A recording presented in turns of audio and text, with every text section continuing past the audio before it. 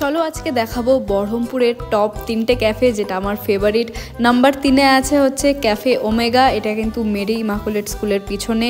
কিন্তু জায়গাটা মোটামুটি, অ্যাম্বিয়েন্সটা মোটামুটি হলেও কিন্তু খাবারটা ছিল একদম টপ ক্লাস।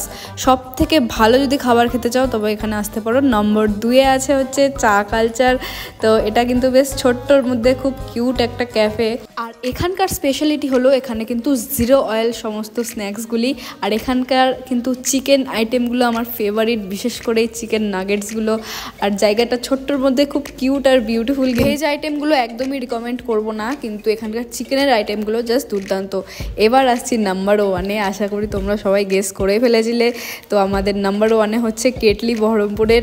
এত সুন্দর লাগে, চারিদিকে এত আলো আর এত কালারফুল, মন আসলে এমনি ভালো হয়ে যায়। আর এখানকার আমার ফেভারিট হচ্ছে চিজ চিকেন বলস, আর এই ফিশ ফিঙ্গারটা তো আমার জাস্ট ফেভারিট। আর কফিটা তো আরও